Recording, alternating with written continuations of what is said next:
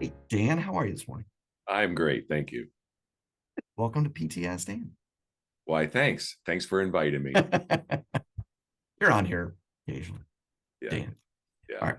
So let's talk about a couple of weeks ago, we talked about the things you think about.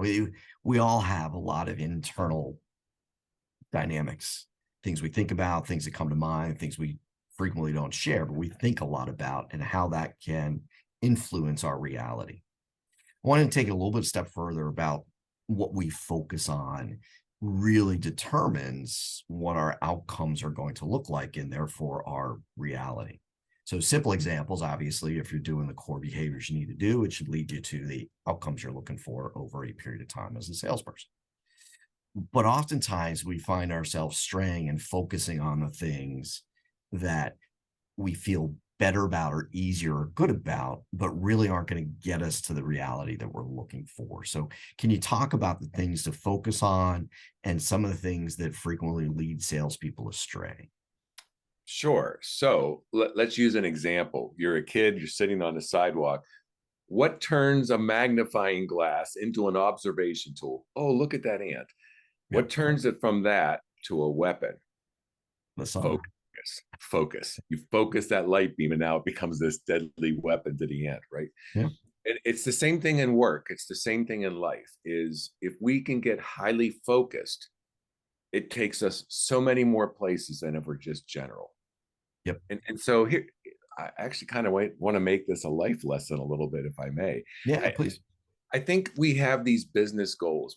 We know what our ideal customer looks like. We stack everything up against all of that. We're trying to make sure our business is efficient and it's focused and it's ready to go.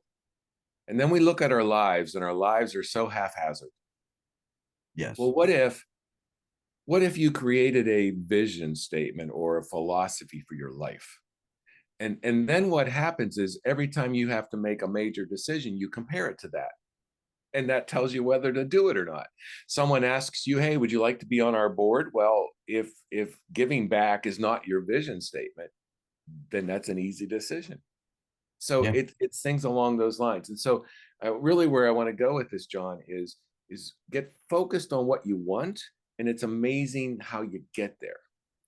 Things that hit you that aren't along that path, you get rid of them. In sales, it's an interesting thing because I think most salespeople just are happy to meet with anybody and let's just sell anybody. But as leaders, we know that's not what we want. We want the ideal account. So keep going after only those. And so help your people to stay focused on what you're looking for. They'll get there. Yeah. So, can you go a little further? Because that's a fascinating thought on the life side. Because I think for me, I think back and I do my best to not regret choices and decisions and things that have happened. I think like we all do, but we all have things that kind of we hold on to a little bit. But it gets me thinking about things where I wish I'd been more focused on certain things with my kids at times, et cetera. And so it's easier for me to manage, therefore, now what I do going forward, my focus and energy and time and those kinds of things. But can you talk just a little bit on why that it's easy to say and hard to do? Talk about the hard to do side. Well, it's always hard to do. So no matter what we do, right? The easiest thing is to sit on a couch and do nothing. Right. Right. But a real quick example would be a couple years ago. So I went through a divorce and separated, right? And so I'm an hour and 15 minutes from where my kids mainly do all their school activities, and I was highly focused on being there for all their stuff. And there were times where I would be driving into Pittsburgh 6, 7, 8, 9 times a week Wow. to make sure that I'm going to all those events and I'm there for them. Was that tiring? Yeah. Was that grueling? Yeah. Did that add a lot of mileage to my cars? Yeah. But at that moment in my life, that's what I was focused on, was making sure I still maintain a strong relationship with them. Now that's changed since then. Still Sure. want that strong relationship, but I don't have to travel. But there's an example. Because of that focus, I could say no to a lot of other stuff because I was highly concentrated on one area of my life.